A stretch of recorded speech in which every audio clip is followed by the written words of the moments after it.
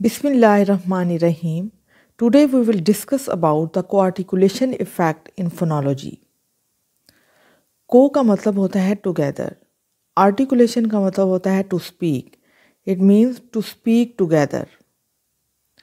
Our speech is not normally like what we write. हमारी speech इस तरह नहीं होती जो हम लिख रहे होते हैं. हमारी स्पीच जो है स्पॉन्टेनियस होती है. हम स्पॉन्टेनियसली बोल रहे होते हैं. एक साउंड से दूसरी साउंड को जब हम मूव करते हैं तो विदाउट स्टॉपिंग करते हैं. तो हम कह सकते हैं कि the process of making one sound almost at the same time as the next sound is called coarticulation effect. मतलब क्या कि ऐसा प्रोसेस जिसमें हम एक साउंड बोलते हैं, अभी वो पूरी नहीं बोलते और हम नेक्स्ट साउंड में ट्रांसफ़र हो जाते हैं, तो उस इफ़ेक्ट को कोआर्टिकुलेशन इफ़ेक्ट कहते हैं. एक छोटी सी एग्जांपल मैं आपको दूंगी कि जिस तरह हम उर्दू में ये जो कोआर्टिकुलेशन इफ़ेक्ट है वो नेटिव स्पीकर करते हैं, चाहे वो इंग्लिश के नेटिव स्पीकर हो, चाहे वो उर्दू के हों, चाहे किसी भी लैंग्वेज के हों. फॉर एग्ज़ाम्पल उर्दू के केस में अगर मैं आपसे ये कहूँ कि मैं बोल रही हूँ, अगर मैं स्टॉप करती हूँ फिर तो मैं पूरा सेंटेंस बोलती हूँ. लेकिन मैं नेटिव स्पीकर हूँ तो मैंने अगर तेज़ी से फास्टली बोलना है, कैजुअल कन्वर्सेशन में ज़्यादातर होता है ये कोआर्टिकुलेशन इफ़ेक्ट. अगर हम कैजुअली बोल रहे हैं तो मैं ये कहूँगी, फास्टली बोलूँगी, मैं कहूँगी मैं बोल रही हूँ. मैं ये नहीं कहूँगी मैं बोल रही हूँ. मैं लाम को रे में मिक्स कर दूँगी कि लाम अभी पूरा बोला नहीं और साथ ही रे साउंड को, रही की रे साउंड को पकड़ लेती हूँ. फॉर एग्ज़ाम्पल एक सेंटेंस इस तरह मैं कहती हूँ कि मैं बोल रही हूँ. अब फील करें. अब दूसरी तरीके से जब मैं फास्टली बोलूँगी मैं बोल रही हूँ, ऐसे लगता है कि जैसे मैंने लाम नहीं बोला और मैं ट्रांसफ़र हो गई हूँ लाम से फ़ौरन रे पे. तो ऐसे प्रोसेस को हम कोआर्टिकुलेशन इफ़ेक्ट कहते हैं. कोआर्टिकुलेशन इफ़ेक्ट की 2 टाइप्स हैं, एक एसिमिलेशन, दूसरा एलिजन.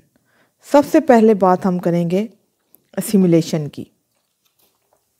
एसिमिलेशन क्या होता है? एसिमिलेशन कहते हैं कि जब एक साउंड की प्रोनंसिएशन में तब्दीली आ रही होती है किसी नेबरिंग साउंड की वजह से, उसको एसिमिलेशन कहते हैं. फॉर एग्ज़ाम्पल मैं आपको एग्ज़ाम्पल से समझाऊंगी, फिर आपको समझ आएगी अच्छे तरीके से. 2 वर्ड्स हैं दिस शॉप. अब दिस एंड हो रही है एस साउंड पे और शॉप स्टार्ट हो रही है श साउंड से. जब नेटिव स्पीकर बोलेंगे तो वो ये क्या कहेंगे, वो ये नहीं कहेंगे दिस शॉप, वो श साउंड को स साउंड में कन्वर्ट कर देंगे. यानी स साउंड जो है वो कन्वर्ट हो जाएगी श साउंड में. तो यही मैंने आपको डिफ़ाइन किया था कि change in pronunciation of one phoneme और साउंड बिकॉज ऑफ इस नेबरिंग फोनीम, इसकी जो नेबरिंग फोनीम की वजह से, उसको हम एसिमिलेशन कहते हैं. अब दिस शॉप की बजाय वर्ड क्या बन जाएगा, दिस शॉप. श साउंड स ने ले ली, स जो है वो फिनिश हो गई और स की जगह श आ गई, तो दिस शॉप.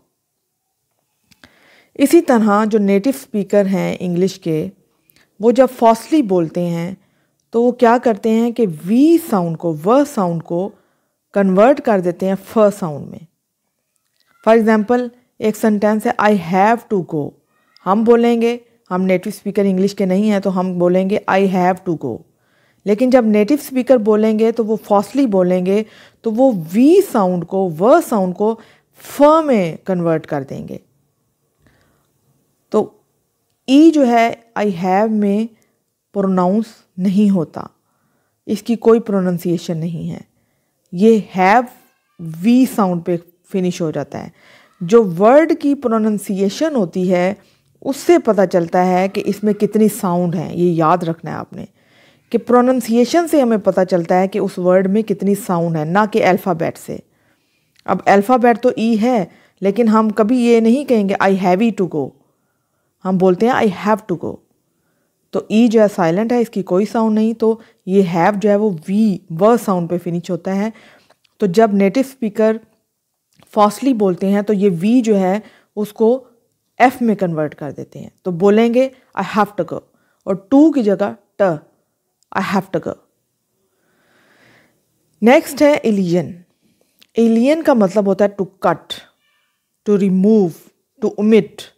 इसका मतलब है elision is omitting one or more sound from a word or phrase, यानी किसी वर्ड या किसी फ्रेज में से एक या एक से ज़्यादा साउंड्स को ओमिट कर देना, निकाल देना, कट कर देने को एलियन कहते हैं।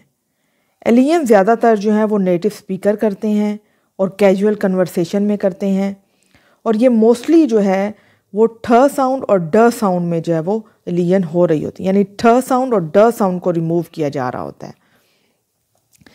ये ठ साउंड और ड साउंड को रिमूव कैसे करते हैं कि जब ठ साउंड या ड साउंड दो कंसोनेंट के दरमियान में आ रही हों तो फिर हम ठ साउंड या ड साउंड को रिमूव कर देते हैं। फॉर एग्जाम्पल, जैसे एक वर्ड है स्क्रिप्ट्स। अब ठ साउंड जो है उससे पहले भी कंसोनेंट है, उसके बाद भी कंसोनेंट है, यानी पी और एस दो कंसोनेंट के दरमियान में ठ साउंड आ रही है, इसको रिमूव कर देंगे, ओमिट कर देंगे, तो ये क्या बन जाएगा, स्क्रिप्ट से स्क्रिप्ट्स। ठ साउंड फिनिश हो गई। जब नेटिव स्पीकर बोलते हैं, बोलने की बात कर रही हूँ, प्रोनाउंसिएशन की बात कर रही हूँ, जब वो फास्टली बोलते हैं, कैजुअल कन्वर्सेशन उनकी हो रही होती है, तो वो ये साउंड जो है रिमूव कर देते हैं। इसी तरह एक वर्ड है फ्रेंडशिप। अब ड साउंड जो है उससे पहले भी कंसोनेंट है, उसके बाद भी कंसोनेंट है, तो ड को नेटिव स्पीकर रिमूव कर देते हैं, तो बजाय इसके कि वो ये कहें फ्रेंडशिप, वो कहेंगे फ्रेंडशिप, डी को जो है रिमूव कर देंगे। इसी तरह एस्पेक्ट्स, थ साउंड जो है वो उसके पहले भी कंसोनेंट है, बाद में भी कंसोनेंट है, इसको रिमूव कर देते हैं नेटिव स्पीकर और कहते हैं एस्पेक्ट्स। इसी तरह मस्ट गो, मस्ट गो में टी जो है वो उससे पहले ठ साउंड से पहले भी कंसोनेंट है, बाद में भी कंसोनेंट है, तो ठ साउंड को रिमूव कर देते हैं, तो नेटिव स्पीकर क्या बोलेंगे, मस्ट गो की जगह कहेंगे must go. This is all about the co-articulation effect in phonology. If you have any query, any question regarding this topic, you can ask me in comment section. Thank you. Allah Hafiz.